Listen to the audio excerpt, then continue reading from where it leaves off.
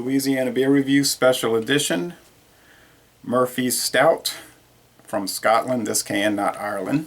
Revisited. Water, pure malt, chocolate malt, roasted barley, and hops. No adjuncts. They started making this in 1856 in Cork, Ireland. It has come under the control of Heineken International. They tried to promote it real heavily in the 80s and 90s to compete with Guinness. That never really worked out. So it's kind of rare today. I mean, I bought this at Dornack, $6.99 for the 4-pack, but most places I go to, I don't see it. 14.9 ounce widget can. James Murphy is the founder. They started the widget can in '92. That's when the widget cans came out. Boddington's actually started the widget can. Wow, nitro widget.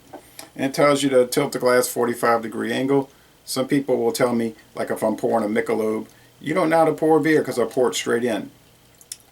But pouring straight in is the recommended pouring regimen for Michelob, Budweiser, Schlitz, and many other American style lagers.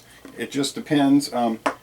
Usually with a lager and many other beers, they tell you go straight in, but not with this one.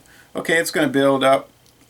Rate Beer and Beer Advocate are saying it's good. You know, they're giving it decent ratings, but nothing extraordinary. My daughter was in Cork, Ireland last month, and she was raving about Murphy. She was sending me messages saying, "What do you think about Murphy's?" I said, "I think it's really good." So I was looking for it, and I bought it last week at Dornack's. Okay,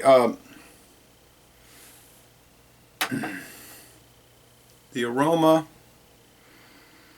is dark roasted barley malts, medium to dark roasted, more on the dark side. Sweetness, a little chocolate, a little coffee,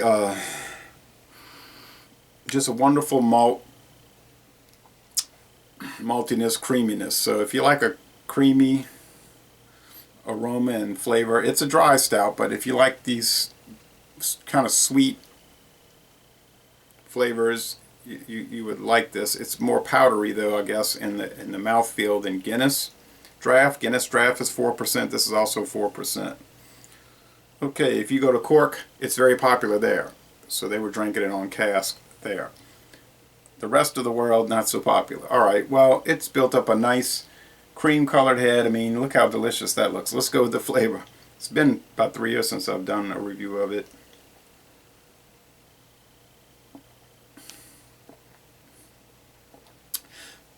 It's dynamite. I think it is a little creamier and sweeter than Guinness Draft. But I'd have to do a side by side.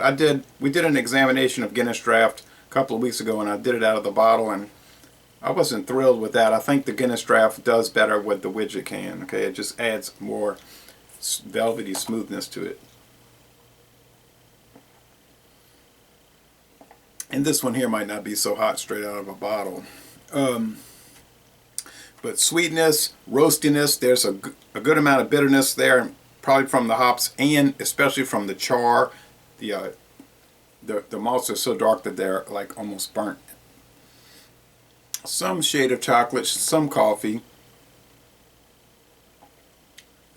The mouthfeel is smooth, a little velvety, creamy.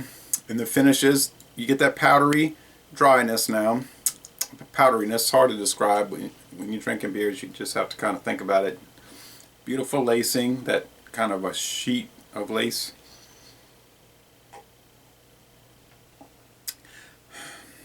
I think it's really great. Whether it comes from Scotland or the Irish Republic or whatever. They do a great job with it. James J. Murphy, thank you for starting this beer, sir. And if you haven't tried it, you might want to go get it, because it's the kind of thing where if it doesn't sell, they're going to kill it off. Even after all these years, it could disappear. There's only one store I know of that sells the Murphy's Irish Red. The Irish Red Ale, and that's a nice little red ale, I think. So, I'll give it an A. Okay, I almost forgot to give the rating. I would say solid A, most excellent. So, Laissez-les bon temps roulé. Glad I got to try it again. And I'm going to end this review by saying, y'all come on down to New Orleans.